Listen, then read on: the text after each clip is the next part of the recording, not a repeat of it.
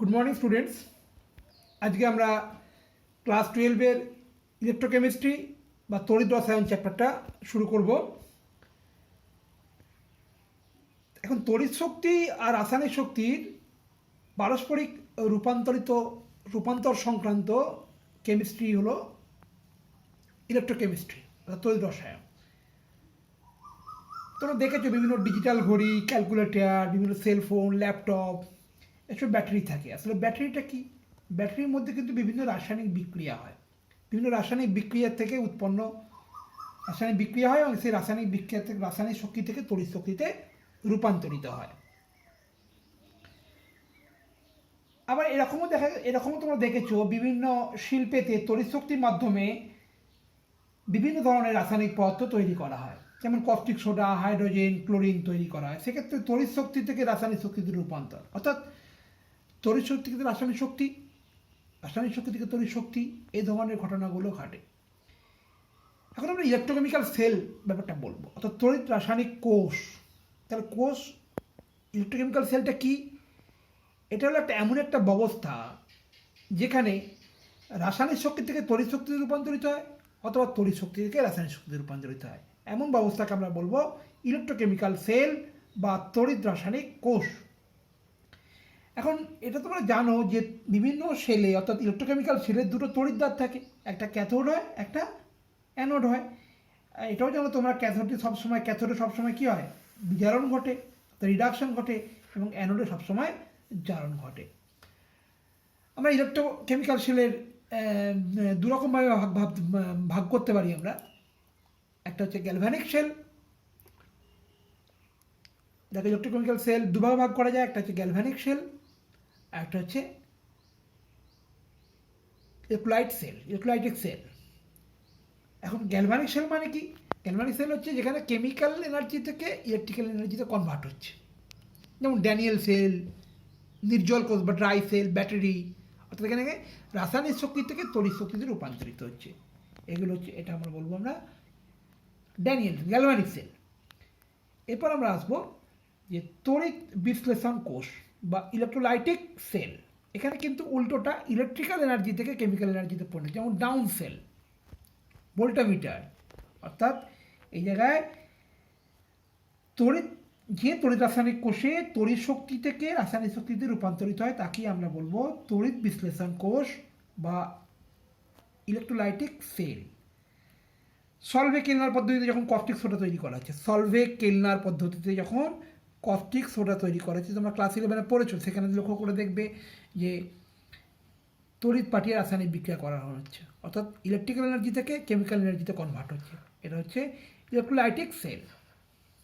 যাক, আমরা বিভিন্ন ধরনের সেল সম্বন্ধে জানলাম, একটু প্রাথমিক আইডিয়া হলো। এখন গ্যালভানিক সেল সম্বন্ধে আমাদের ডিটেলস আছে, আমরা পড়বো এক্ষুনি। এখন এই সেল পড়তে গেলে তোমাকে প্রথমে কিছু পূর্ব ধারণার প্রয়োজন, যেগুলো হচ্ছে previous idea about oxidation reduction. এবং আমি এটা তোমাদের কিছু পুরনো ধারণাগুলো মনে করে দিচ্ছি, শোনো। জারণ বিজারণ সম্বন্ধে তোমাদের একটু বলে নিই, তোমরা পড়েছো আগে। এখন জারণ বলতে তোমরা তো জানো যে কোনো রাসায়নিক বিক্রিয়ায় যে কোনো পরমাণু, অ্যাটম, কোনো মলিকুল, কোনো আয়ন, যে কেউ যদি একটা বা একের বেশি ইলেকট্রন ত্যাগ করে, সেটাকে আমরা জারণ বলি। ইলেকট্রন, যেমন ধরো সোডিয়াম,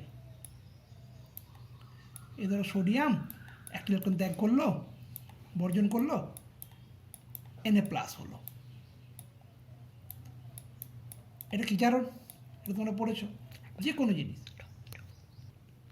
আবার ধরো বিজারণ, যেমন যে বিজারণের ক্ষেত্রে কী বলি আমরা, যে কোনো রাসায়নিক বিক্রিয়া কোনো অণু বা পরমাণু বা আয়ন যদি ইলেকট্রন গ্রহণ করে, সেক্ষেত্রে আমরা বিজারণ বলি, তোমরা আগেই পড়েছো। অর্থাৎ ইলেকট্রন বর্জন মানে হচ্ছে জারণ, ইলেকট্রন গ্রহণ মানে হচ্ছে ধরো Cl+ ইলেকট্রন, তাহলে কী হলো? Cl-, এটা হচ্ছে তোমার বিজারণ হয়ে গেল। তাহলে এই জারণ বিজারণ ব্যাপারটা তোমার কিন্তু ধারণার মধ্যে রাখতে হবে। এখন যদি তুমি আরেকটা জিনিস মনে করো, জারক এবং বিজারক পদ্ধতি। দেখো একটা জারণ বিজারণ বিক্রিয়া লেখা আছে, এখানে জিঙ্ক, এখানে দেখো জিঙ্ক থেকে কী হয়েছে? জিঙ্ক থেকে দুটো ইলেকট্রন কী হয়েছে? বর্জন করেছে, -2 ইলেকট্রন, তাই এটা তো জারণ। এটা অক্সিডেশন বা জারণ। আর এখানে কী হয়েছে, কপার কী করেছে, দুটো ইলেকট্রন, কপার প্লাস টু কী করেছে, দুটো ইলেকট্রন গ্রহণ করেছে, প্লাস টু ইলেকট্রন হয়ে কপার কপার পরমাণুতে পরিণত হয়েছে। এটা হলো বিজারণ। তাহলে জারক আর বিজারক দ্রব্যটা কি, জারণ বিজারণ বিক্রিয়া যে পদার্থটা ইলেকট্রন গ্রহণ করে নিজে বিজারিত হচ্ছে। তাহলে এখানে কোন পদার্থটা নিজে বিজারিত হচ্ছে, এই সিউ প্লাস টুটা কী হচ্ছে, নিজে বিজারিত হচ্ছে। অর্থাৎ সিউ প্লাস টুটা কিন্তু বিজারক, এই জারক। সিউ প্লাস টুটা হলো, এটা হলো জারক পদার্থ, কারণ ও নিজে বিজারিত হয়েছে, জারক পদার্থ। বোঝা গেল? কিন্তু জিঙ্কটা দেখো নিজে জারিত হয়েছে, অর্থাৎ জিঙ্কটা হলো বিজারক পদার্থ। তোমরা নিশ্চয়ই কোনো একটা রাসায়নিক বিক্রিয়ায় কোনটা জারক পদার্থ বিজারক পদার্থ বার করতে পারো। ক্লাস 9-এ তোমরা পড়েছো।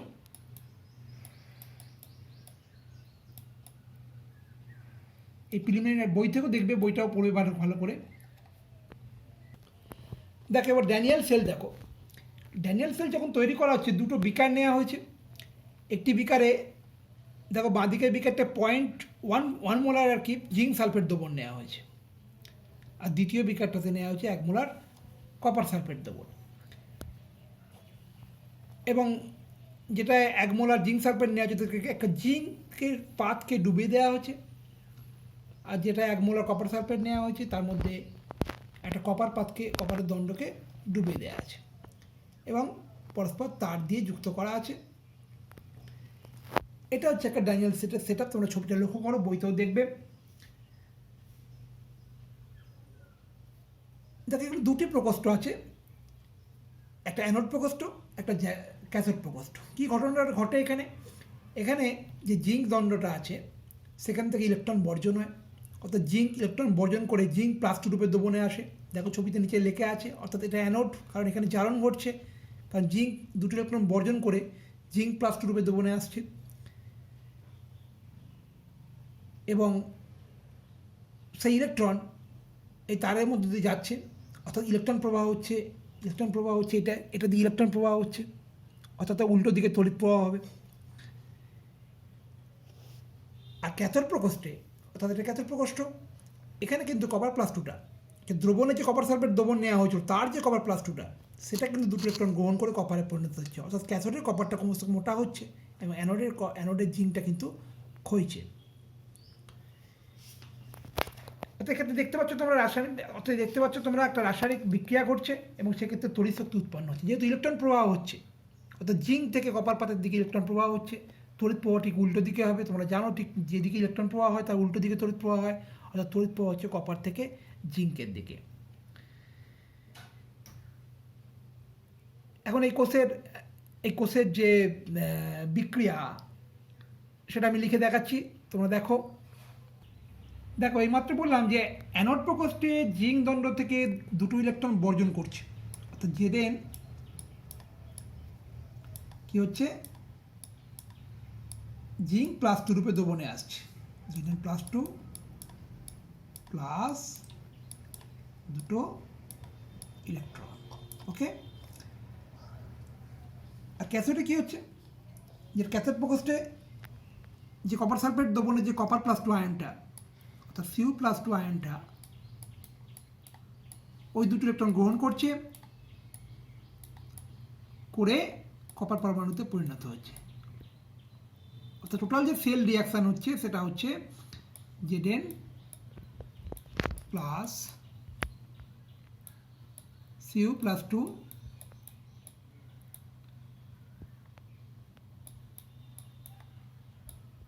সমান জেডেন প্লাস টু হচ্ছে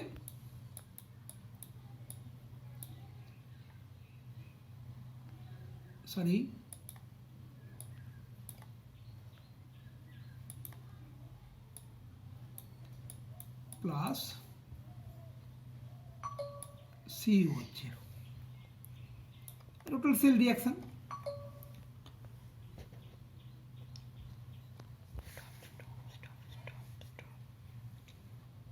দেখে নাও ভালো করে, লিখে নাও একটু। অর্থাৎ তোমরা দেখতে পাচ্ছ জিঙ্ক দণ্ডে জারণ হচ্ছে, এখানে জিঙ্ক দণ্ডটা কিন্তু অ্যানোড হিসেবে কাজ করছে, এবং কপার দণ্ডে কিন্তু বিজারণ সংঘটিত হচ্ছে, অর্থাৎ এটা ক্যাথোড হিসেবে কাজ করছে। আর মূল ব্যাপারটা হচ্ছে ইলেকট্রন প্রবাহ জিঙ্ক দণ্ড থেকে কপার দণ্ডের দিকে হচ্ছে, অর্থাৎ তড়িৎ প্রবাহ হচ্ছে কপার দণ্ড থেকে জিঙ্কের দিকে। আরেকটা তুমি দেখো ড্যানিয়েল সেলের আরেকটা জিনিস লক্ষ্য করো, এটা একটা লবণ সেতু দেওয়া আছে। লবণ সেতুটা কি, একটা সরু কার্যালয়ের মধ্যে তড়িৎ পদার্থের দ্রবণ নেওয়া হয়, NaCl বা KCl, তীব্র তড়িৎ পদার্থ দ্রবণ নেওয়া হয়। এখানে একটা KCl এর দ্রবণ দেওয়া আছে, দেখো লক্ষ্য করো তোমরা, KCl এর দ্রবণ, এই যে KCl এর দ্রবণ দেওয়া আছে এই নলটার মধ্যে, এটা হচ্ছে লবণ সেতু বলে বা সল্ট ব্রিজ বলে। এটা ক্যাথোড প্রকোষ্ঠ এবং অ্যানোড প্রকোষ্ঠের মধ্যে সংযোগ স্থাপন করে। এখন এটা কেন দেওয়া হয়? এটা দেওয়া হয় যাতে তড়িৎ প্রবাহটা স্মুথলি পাওয়ার জন্য।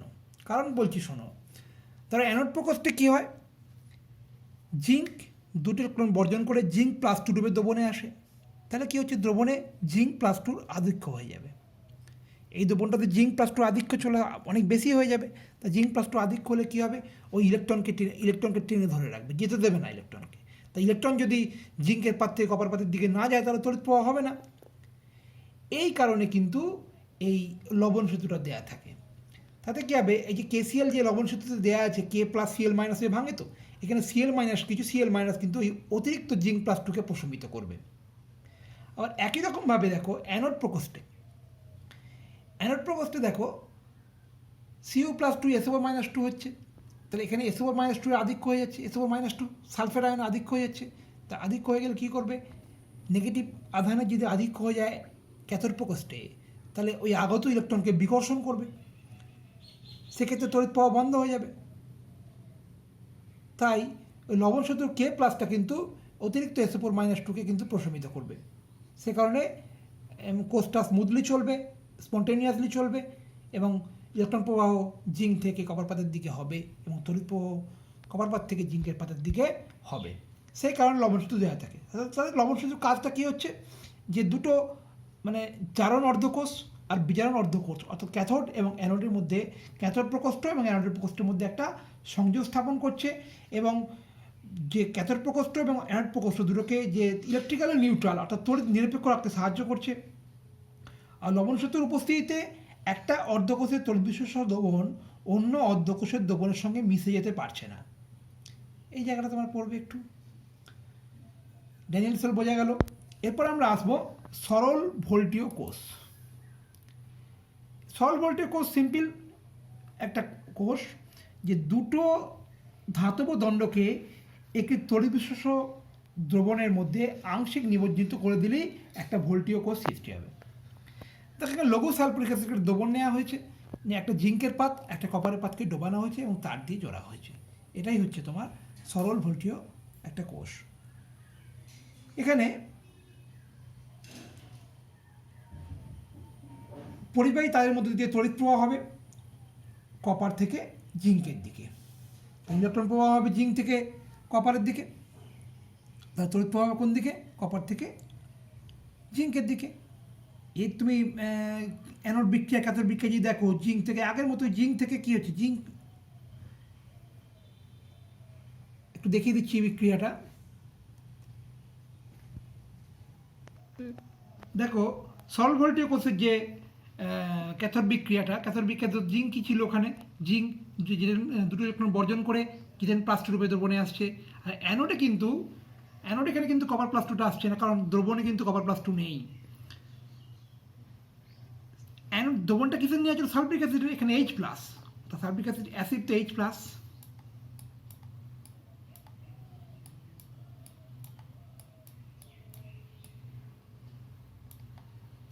দুটো H প্লাস করে দিলাম,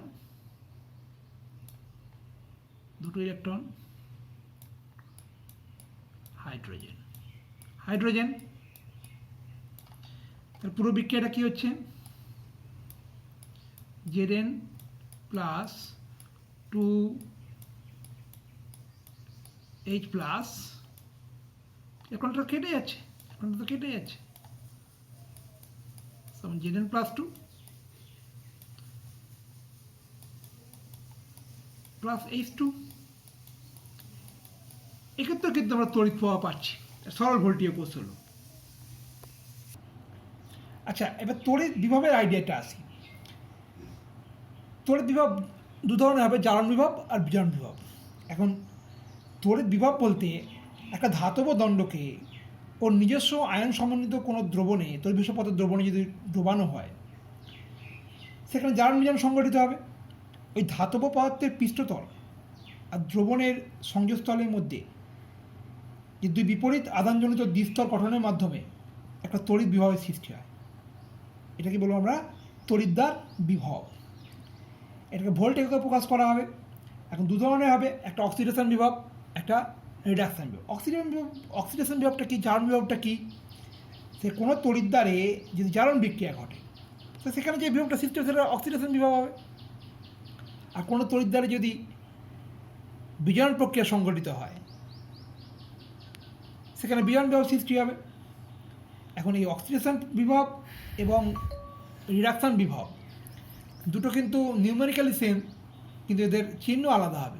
দেখো লেখাটা দেখো, oxidation potential E ox is equal to reduction potential minus হবে একটা, মানে E ox is equal to minus E red. এখন এই তড়িৎ রসায়নের শেল সংক্রান্ত যে সমস্ত অঙ্ক আমরা করবো, সব কিন্তু বিজারণ বিভব দিয়ে করব। যদি অক্সিডেশন বিভব দেওয়া থাকে, তার চিহ্ন বদল করে আমাদের রিডাকশন বিভবে নিয়ে যেতে হবে, তারপর অঙ্ক করা শুরু হবে। আচ্ছা, এবার নাস্ট ইকুয়েশনে আসি আমরা। তড়িৎ বিভব সংক্রান্ত নাস্টের ইকুয়েশন। একটা বিক্রিয়া লিখছি, দেখো এখানে এ আর বি যুক্ত হয়ে সি ডি উৎপন্ন হয়েছে এবং এন সংখ্যক ইলেকট্রন গ্রহণ করেছে।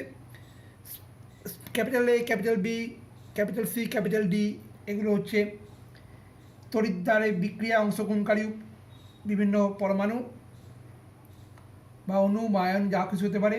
আর small a, small b, small d, small c এগুলো হচ্ছে যথাক্রমে এ বি সি ডি এর মোল সংখ্যা হচ্ছে। আর এনটা হচ্ছে তড়িৎদ্বার বিক্রিয়া অংশগ্রহণকারী ইলেকট্রনের মোল সংখ্যা।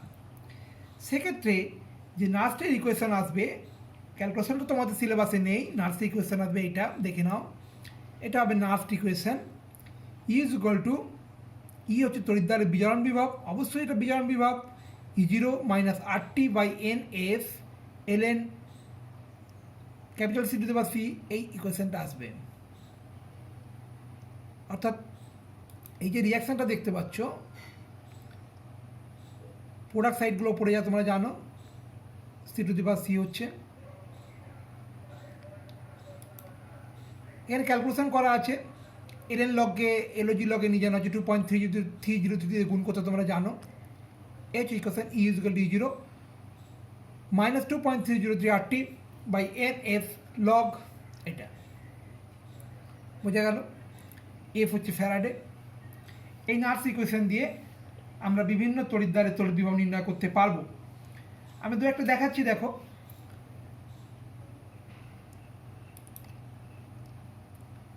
বোর্ডে চলে যাই। ধরো জিঙ্কের, যে জিঙ্ক পাতে যে দেখলাম, যেটা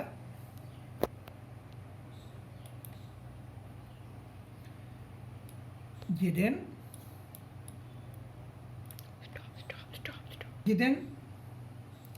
plus 2 is equal to, plus 2 electron is equal to Zn। এই তড়িৎদ্বারের এই বিক্রিয়া আছে, এক্ষেত্রে তাহলে আমার নার্স ইকুয়েশনটা করো, ই রেড অর্থাৎ রিডাকশন বিভব ইজ ইকুয়াল টু কি ছিল, ই জিরো রেড ছিল, রেড ফর রিডাকশন, হ্যাঁ, মাইনাস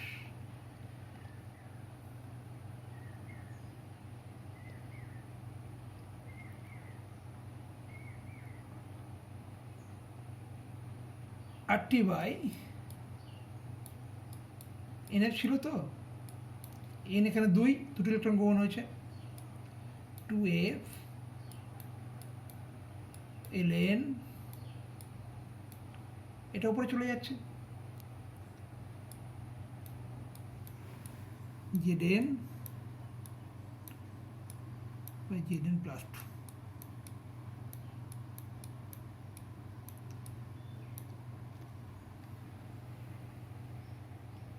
এখন এই কঠিন জেডেনের ধাতব জেডেনের অ্যাক্টিভিটি হচ্ছে 1, তবে এর জায়গায় 1 লিখতে পারবো আমরা।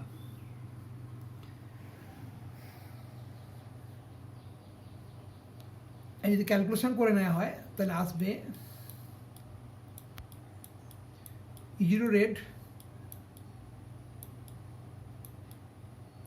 প্লাস 0.059 আছে, 0.059 বাই এন, এনটা কেন 2 তো অবশ্য, মানে ফ্যারাডে সব ক্যালকুলেশন করে এটা আসে।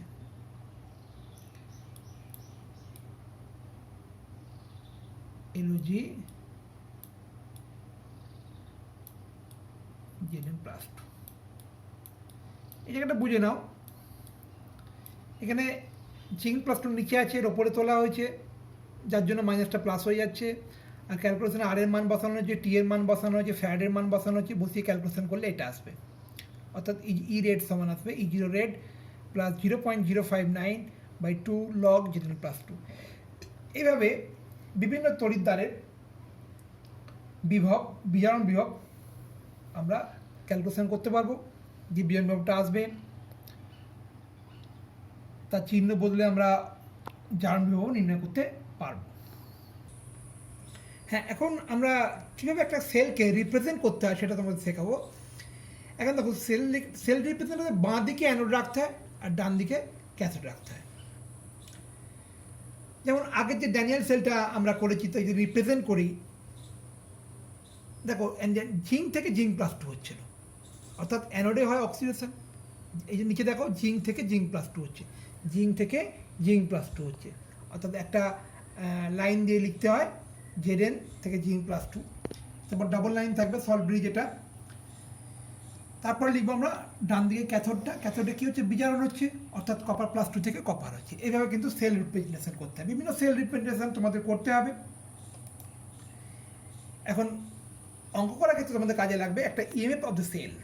এখন ইএমএফ অফ দ্য সেল কি, ই সেল ইজ গেল ই ক্যাথোড মাইনাস ই অ্যানোড, অর্থাৎ ক্যাথোডের বিভব থেকে অ্যানোডের বিভব বিয়োগ করলে আমরা ইএমএফ অফ দ্য সেল পাবো, অর্থাৎ তড়িৎচালক কোষের তড়িৎচালক বল আমরা পাবো। এখন বিভিন্ন 25 ডিগ্রি ধ্রুবতায় যখন আমাদের বলা হয় প্রমাণ তড়িৎদ্বার বিভব, প্রমাণ কোনো তড়িৎদ্বার বিক্রিয়া অংশগ্রহণকারী যে উপাদানগুলো, অর্থাৎ অণু, পরমাণু, আয়ন্স, প্রত্যেকটা যদি অ্যাক্টিভিটি অর্থাৎ সক্রিয়তা যদি এক হয় এবং 25 ডিগ্রি ধ্রুবতায় ওই তড়িৎদ্বারে যে তড়িৎ বিভব সৃষ্টি হয়, তখন সেটাকে আমরা বলবো যে প্রমাণ তড়িৎদ্বার বিভব, স্ট্যান্ডার্ড ইলেকট্রন পোটেনশিয়াল, সেটা E0 হিসেবে লেখা থাকবে। সেখানে E0 সেল আসবে, তখন E0 cell is equal to E0 cathode minus E0 anode, যেমন তোমার অঙ্কে দেওয়া থাকবে। এই কারণে বিভিন্ন অঙ্কের ক্ষেত্রে কাজে লাগবে। এখন আমরা আসবো বিভিন্ন রিডাকশন পোটেনশিয়ালের, অর্থাৎ বিজারণ বিভবের একটা সিরিজ, একটা সারি। দেখো, লক্ষ্য করো, যেগুলো একদম উপরের দিকে দেখো, লিথিয়াম থেকে শুরু হচ্ছে, Li প্লাস বাই Li, অর্থাৎ Li প্লাস থেকে Li, একদম উপরে লক্ষ্য করো, Li প্লাস থেকে Li, অর্থাৎ ওপরটা থেকে নিচেটা, অর্থাৎ লিথিয়াম প্লাস ইলেকট্রন গ্রহণ করে লিথিয়ামে পরিণত হয়েছে। এই জায়গায় দেখো, তুমি বিক্রিয়া লেখানো আছে Li প্লাস প্লাস ইলেকট্রন সমান Li, অর্থাৎ এটা বিজারণটা দেওয়াও আছে, বিক্রিয়া লেখাও আছে। এদের বিজারণ বিভবের মানটা বেশি নেগেটিভ, আস্তে আস্তে নেগেটিভটা কমছে। একদম চলেছো নিচের দিকে হাইড্রোজেন, হাইড্রোজেন তড়িৎদ্বারের বিভব, এই বিভবটা 0 ধরা হয়। এখন H প্লাস থেকে ইলেকট্রন গ্রহণ করে H হচ্ছে, মানে হাফ H2 লেখা আছে। এর বিজারণ বিভবটা কিন্তু বিজারণ বিভবটা কত হয়, 0 হয়। দেখো কপার প্লাস 2 বাই কপার হয় কত 0.334 হয়, এইভাবে চলবে। কিন্তু ভালো করে পিছন সাইডে লক্ষ্য করো, এই তড়িৎ রাসায়নিক শ্রেণীর উপর থেকে নিচের দিকে যত যাওয়া যাচ্ছে তড়িৎদ্বারগুলির প্রমাণ বিজারণ বিভবের মান দেখো বৃদ্ধি পাচ্ছে। কোনো তড়িৎদ্বারের প্রমাণ বিজারণ বিভবের মান প্রমাণ অবস্থায় উক্ত তড়িৎদ্বারের সংগঠিত বিজারণ প্রক্রিয়ার পরিমাণকে নির্দেশ করে। কিন্তু তড়িৎদ্বারের যে প্রমাণ বিজারণ বিভবের মান যত বেশি, প্রমাণ অবস্থায় সেই তড়িৎদ্বারের যত বেশি তত বিজারণ ঘটবে, মানে ইজিরো রেটটা যত বেশি হবে অর্থাৎ সেখানে সেই তড়িৎদ্বারে তত বেশি বিজারণ ঘটবে। আর ইজিরো রেটটা যত কম হবে সেখানে তত কম বিজারণ ঘটবে, অর্থাৎ তার মানে বেশি জারণ ঘটবে। এটা মনে রাখবে তোমরা, যে ইজিরো রেটটা যত বেশি হবে সেই তড়িৎদ্বারে তত বেশি বিজারণ হবে, তবে তত কম জারণ হবে। আর ইজিরো রেটটা যত কম হবে তত কম বিজারণ হবে, তবে বেশি জারণ হবে।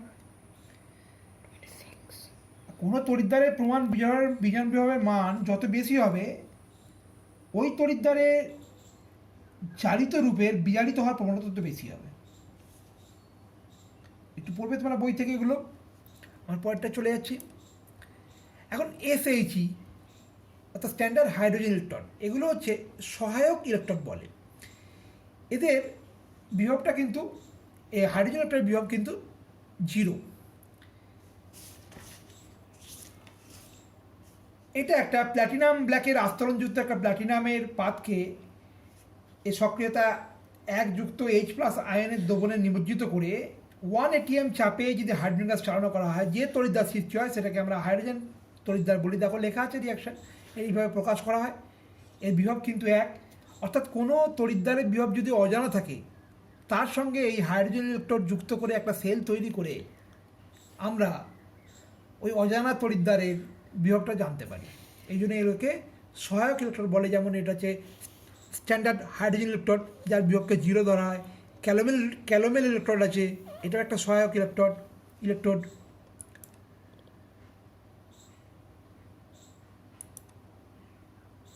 এখন ইকুইলিব্রিয়াম কনস্ট্যান্ট হবে রিয়াকশান। তো লক্ষ্য করো, বইতেও পাবে তোমরা একটা রিয়াকশান দেখো, লক্ষ্য করো এই যে রিয়াকশানটা লক্ষ্য করছো, নার্স্ট ইকুয়েশন অনুযায়ী ই সেল ইকুয়াল এরকম হবে। তোমরা আগেই করেছো, এইমাত্র পড়ালাম। এখন দেখো এই জায়গাটা, এই পোর্শনটা হচ্ছে কে ইকুয়াল টু এইটা হয়, অর্থাৎ বিক্রিয়াটার সাম্য ধ্রুবক। সাম্য অবস্থায় কী হয়, ই সেলটা 0 হয়, তাহলে ই 0 সেল এটা হচ্ছে। এইভাবে ক্যালকুলেশন করে আমরা কে এর মান বার করতে পারবো। ভালো করে দেখে নেবে। এখন delta G is equal to minus NF E 0 cell, এটা হচ্ছে একটা ইকুয়েশন, অঙ্ক করার কাজে লাগবে। Delta G is equal to, এখন এই তাৎপর্য কি, যখন সাম্য অবস্থায় ডেল্টা জিরো 0 হবে, আর ডেল্টা জি নেগেটিভ হবে মানে কোষটা স্বতঃস্ফূর্ত হবে, আর ডেল্টা জি পজিটিভ মানে কিন্তু কোষটা স্বতঃস্ফূর্ত হবে না। Thank you.